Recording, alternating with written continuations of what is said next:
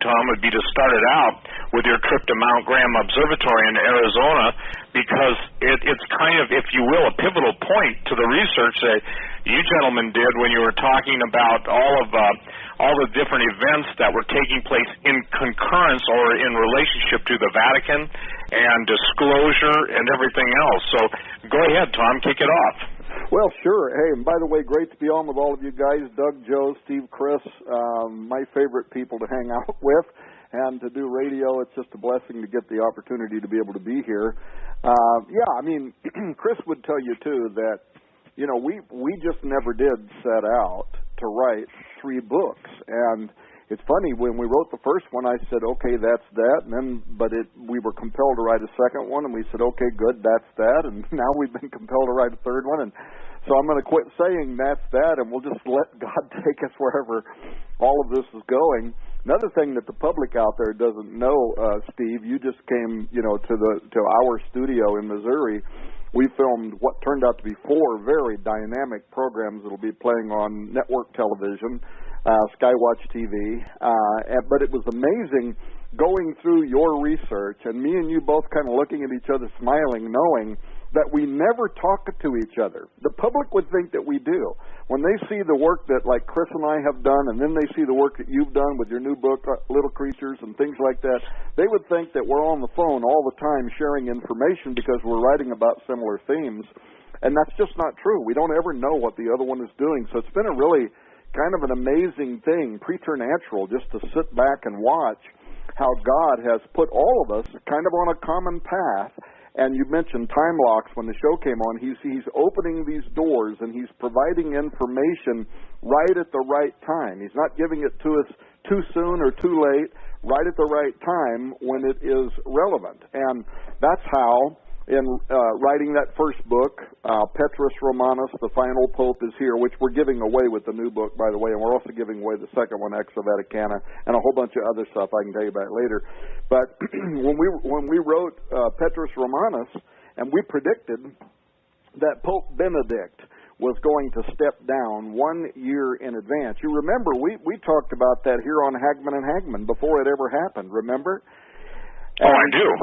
And then when the Pope did resign, right when we said that he was going to, the very month actually, as it turned out, you know, people around the world wanted us in media. But here's what happened.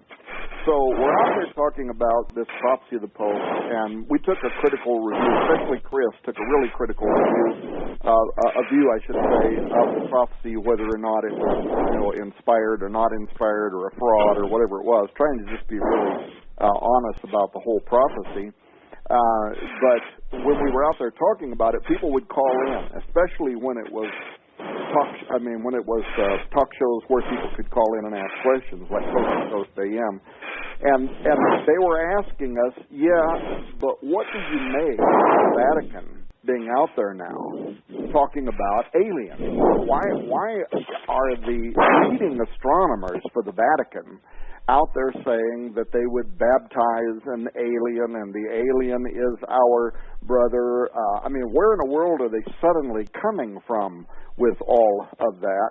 And just so people know, it hasn't slowed down. In fact, it's ramped up. Brother Guy Consolmagno is now actually on an international tour, visiting universities all across the world and right now inside the United States. And the name of the presentation that he's giving is, Would You Baptize an Alien? So they continue to push forward with this question. People wanted to know what we thought about it. Chris and I spent time talking about it, and we decided that, you know, if we didn't want to come across as just a couple of evangelicals taking cheap shots at the Vatican's astronomers or being accused of taking them, you know, taking them out of, you know, the points that they were actually making out of context, that the only way we were going to be able to come up with an authoritative answer was we needed to go to the Catholic horse's mouth. We needed to go to Mount Graham. We needed to go to the top of that mountain where the Vatican has an advanced telescope and where they are part of the observatory research group that uses the 3 telescopes that are on the top of that mountain. And here's something that people need to know. We laugh about this as kind of tongue-in-cheek. But you don't just get in your car, drive to the top of Mount Graham, jump out and say, we're here to see the aliens. You know, first of all, it's fenced off, and, you know, signs on those fences in multiple languages talking about all the terrible things they're going to do to you if you try to climb over those fences to get to the top of Mount Graham. So, long story short, people can read that whole story in the book Ex Vaticana. But we negotiated this through the Arizona State University, and we went to the top of Mount Graham, where we met with the Vatican's Jesuit astronomer who was on duty that day at the VAT. We spent part of the day visiting with him. They let us climb all over the telescope, look at anything we wanted to see. Then we went to the radio telescope, which is in between the VAT and the one that's further up the hill, where we ultimately wound up and spent most of the day, and that is the Large Binocular Telescope, and that's the telescope in which resides the Lucifer device, which uses infrared and is reportedly monitoring something that is approaching the Earth. I think it's exactly what Malachi Martin had said years ago on Coast to Coast. They are watching something that is approaching the Earth, knowing that it's going to be of the utmost importance in coming years. And so we wind up on Mount Graham. So how did we get to the path of the immortals? Well, we go to Mount Graham. We come down off Mount Graham, and we think we've got everything that we need. We finished up the book Ex Vaticana. We send that book to the typesetter, and then as it's at the typesetter getting ready to be printed, I get contacted by a member of the Apache Nation who probably heard me on Hagman and Hagman, because he said, I heard you on the radio, and yours was one of the first programs that we were doing, and he said, you know, you were talking about the fact that we had joined the environmentalists in Arizona to sue the Vatican and NASA in federal court to try to keep them from building that observatory on the top of that mountain. And he said, you said that we did that because for us it's sacred ground like a graveyard, and he wanted to correct that. He wanted me to know that it was much bigger than that, Steve. He wanted me to know that they sued them to keep them off that mountain because Mount Graham is one of the 4 holiest mountains in the world to all indigenous Americans, and it is because in their worldview, it is a stargate. It is a portal. It is a sacred mountainous location through which entities have entered into and exited from this world since the dawn of time. And I got to tell you, brother, when I found that out, talk about the conspiracy meter in my head going into the red zone, to sit back, I remember it just like knocked me over with a feather. I sit back and I said, oh my gosh, we may have completely missed why the Vatican and NASA were willing to fight in federal court. You know, why not just go to another mountain, right? Why not just go to some other mountain and get the same elevation, the same environmental situations? Why fight through federal court, literally get in the back pocket probably of the Arizona governor who had to do an in-run around environmental law and basically declare by fiat that they were going to allow the Vatican to go up there and build that observatory. I mean, it was actually unprecedented. It was extraordinary. So far as I know, they've never been able to do that because, you know, the environmentalist lobby is very, very powerful. And so it was uncanny. Why did they want up there so bad? And the Apache wanted me to know this is exactly why they want up there, because they know that that mountain is a stargate. So that was extraordinary. It was almost like a scene out of a Star Trek movie. And we had to back up and say, wait a minute. Now, you know, we've done shows and we've done programs where we've talked about prophecy and Isaiah saying that gates are going to open.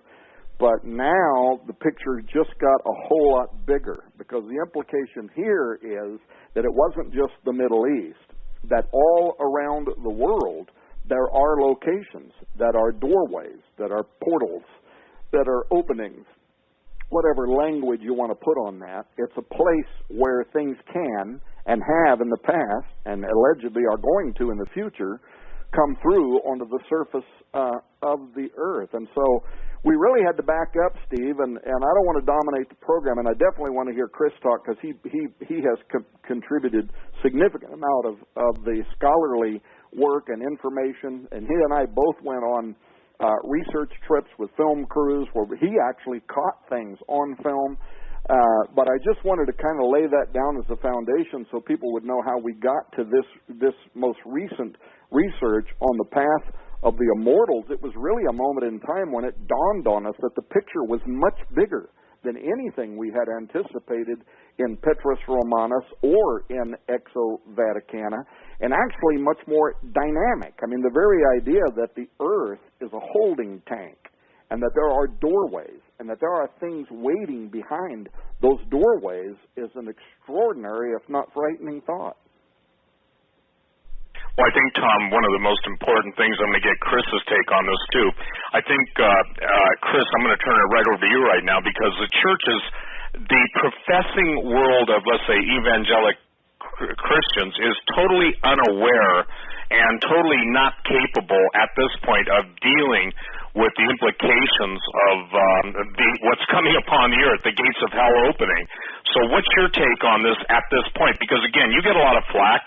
It seems like we could be the three Flack brothers, and the point being is that we're ducking we're ducking incoming. But the point is that as the denial and the ignorance go hand in hand, Siamese twins of self-destruction. The point being is that the evil ones are in their world of total supernaturalism. So, as you're doing this, Chris, as you're co-researching with Tom, as you're a student of the Scripture and the original languages, give us your take, because again, whether people want to deny it or not, when this thing opens and when it hits, they're not going to be able to basically run to the average pulpit personality because he's not going to have any answers. Go ahead, Chris.